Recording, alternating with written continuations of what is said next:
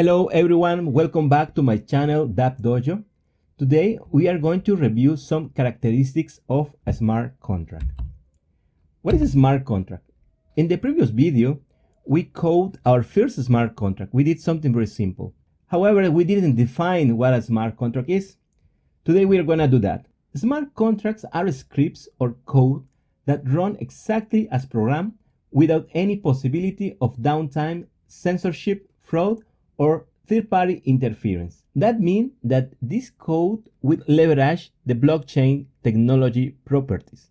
So once we send a smart contract to the blockchain, you cannot modify the code, and that's a very strong characteristic. How can I develop and deploy a smart contract to the blockchain? We have a few elements to deploy a smart contract to the blockchain. The first one is the programming language that I need to code that smart contract. The most popular programming language to code a smart contract is Solidity. However, you can use Serpent, that is based on Python, and there are some other technologies that will allow you to create a smart contract using JavaScript or Java or C++. In this channel, we are going to work with Solidity all the time, or mostly of the time. Another component is an IDE. You can use Truffle, Visual Studio Code, or in this case, we are going to practice using Remix. Remix is a web application. We'll see an example in a few moments and learn how to deploy this smart contract. But also, and very important, we need a door to communicate to the Ethereum network. And that can be the Remix application, but combined to something else like MetaMask. You can also have your own Ethereum node on your computer and communicate directly to that network, or also use a wallet, a digital wallet, such as Mist or MetaMask. So you have the Ethereum network, you have a door to communicate to that Ethereum network, and also you have an IDE and a programming language to code that contract. So then when you finish your code, you have to send it to the Ethereum network. And this is one of the most important parts of this video. How can I identify a smart contract? What are the characteristics of this smart contract? We identify 4 characteristics. Maybe you can add some other elements, but let's work on these 4 characteristics. The first one, and one of the most important, is the address. Every single contract that you send to the blockchain has an address. This address is kind of a public key without the private key. This is an address that will allow you to identify the smart contract and obtain some important information from the contract, and of course to interact with that contract. The second characteristic is the balance.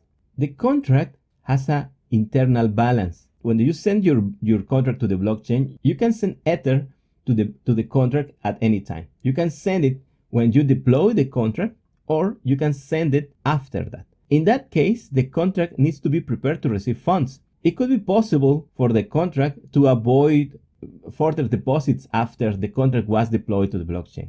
You need to code the contract, and in that case, the contract will reject any further payment to the contract. So to do that, you need the third element, that is the code of your smart contract. So in this case will be the Solidity code. You can see this example function, my function, public, etc. So that code will be part of the smart contract. And finally, the fourth characteristic is the state. What does that mean? We can see as a smart contract as a living entity within the blockchain.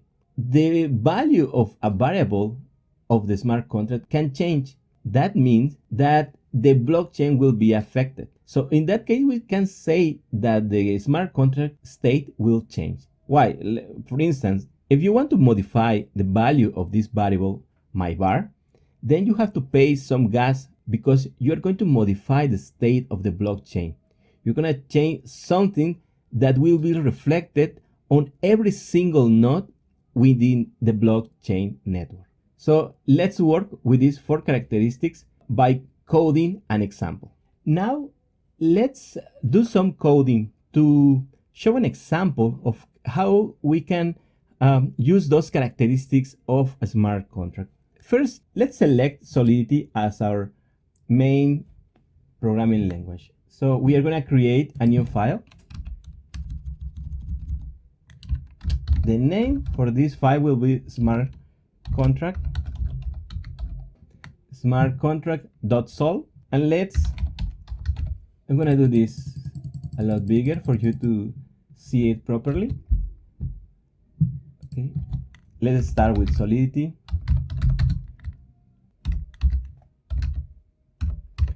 First, we need to specify the version of the compiler. Let's create the contract.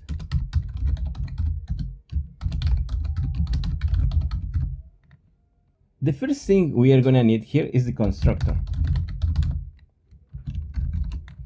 In this case, let's create a constructor to allow the contract to receive funds when you deploy the contract to the blockchain. In this case, this contract will be payable. I'm going to create a variable that will be an address to receive information about the public address of the sender of this contract.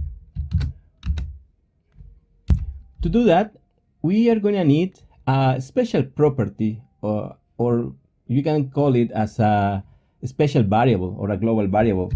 That could be message.sender. This will allow us to identify the sender of this smart contract. Now we can deploy our smart contract and try to explore if we can recover some information. Remember, this is very simple.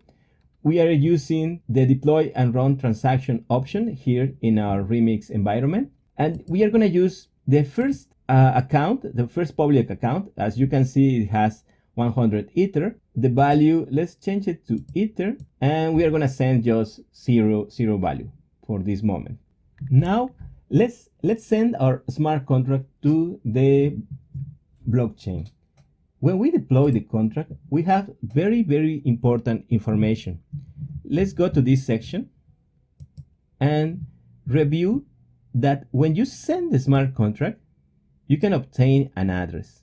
In this case, will be a value that ends with C28, and you can see the address of the user. The difference is that this is the public key of a user or an external address. This is a value to represent the smart contract address. So you can also recover that smart contract here.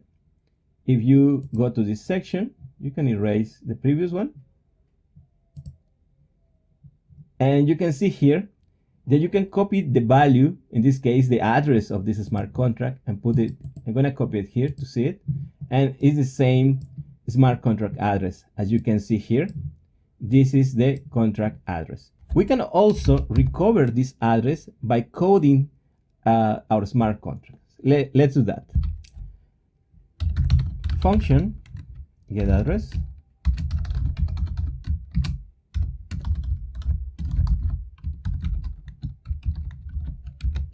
Let's code a public function. This function will not change the state of the blockchain. So you have to define it as a view. So you won't affect the blockchain. You have to do it this, otherwise the compiler will warn you to do it or will send you an error, a code error. Okay, so returns an address value, and finally we are going to return this value, but we need to change, we need to convert this to the address type of variable. Now we have a function to recover the contract address. Let's clean a little bit our environment. You can clean it here, and let's send again our smart contract.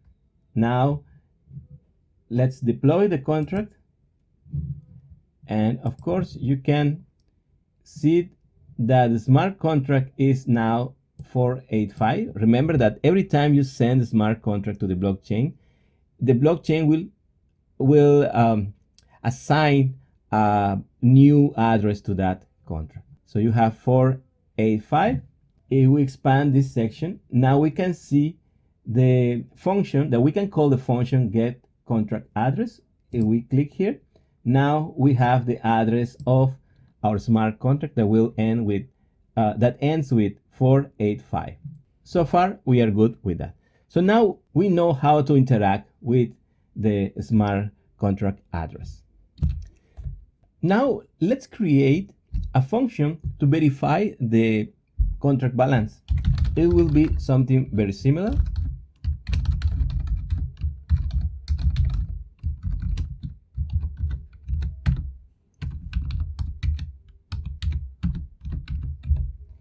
It will be a public function. We will define a view property and it will return an integer value. Okay, now we return the balance, but we need to convert this to the address type. So remember that you can check the address of an account or a contract. In this case, we are going to recover the balance of the smart contract. Now let's deploy again our smart contract. Let's clean our environment again. I'm going to send some initial value. I will send 40 ether. Remember that we changed from V to ether. To see the changes a little bit easier, to notice the changes a little bit easier.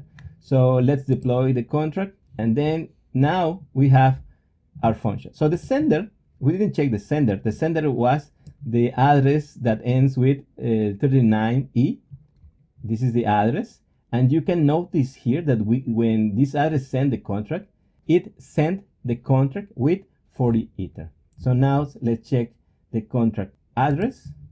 It's 494, and let's check the contract balance. So now we have that our smart contract has a balance of 40 ether. When we call these functions, you don't need gas because external user is just calling this public function, and because you are not affecting the state of a smart contract, you do not need gas. Okay, so that's why when you see this section, it's just a call to a public function within the smart contract. So far so good. Now let's think that we want to send some funds to the contract after we deploy the contract. What do I need to send funds to another contract? You need the address of the contract. In this case, we are not going to use the address of the contract because we are going to use our contract here. We will see that on another video. What we are going to do here is we are going to create a new function, send funds. This contract will be public and will be payable because this contract will allow us to send funds to an address, and it will return both in case the funds were sent properly. We are going to do something else. Remember that a smart contract has a state.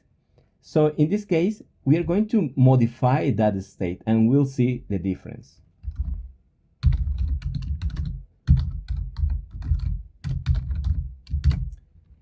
We are going to change the value of the sender variable.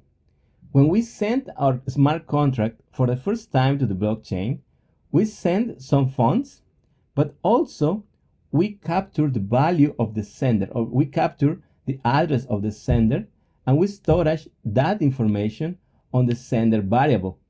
When we call the send funds function, we are going to send funds to the blockchain contract, but we are also going to change the state of a variable. So let's do this.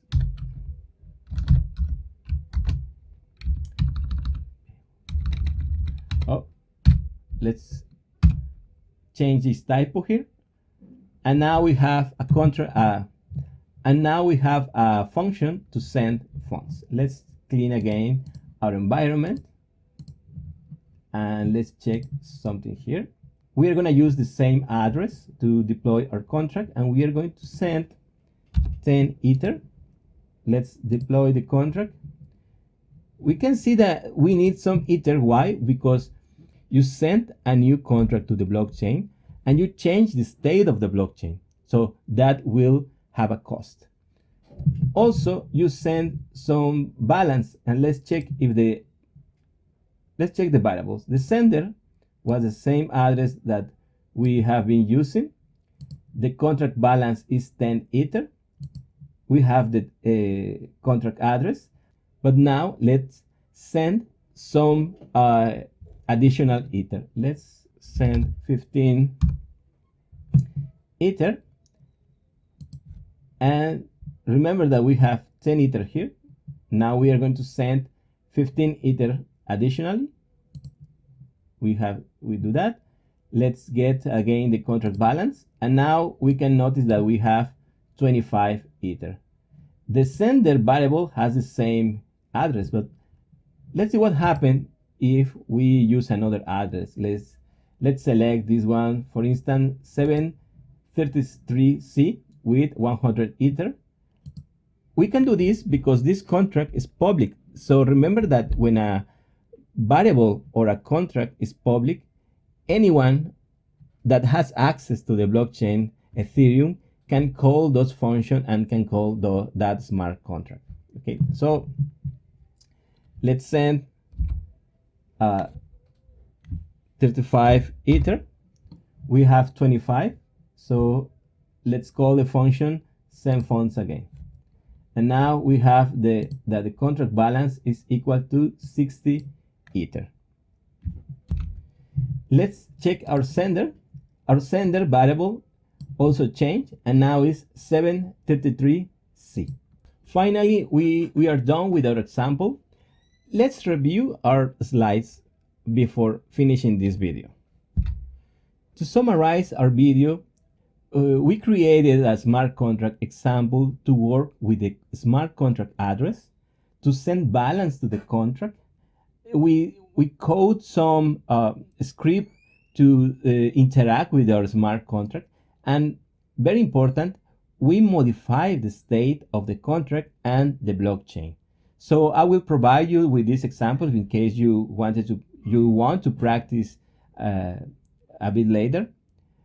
Thank you for visiting my website. Remember that I have a website with some work in progress. You can visit dappdojo.com.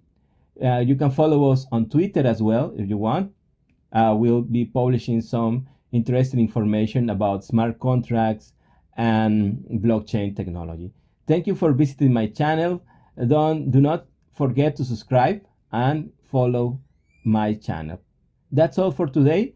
Thank you and see you later.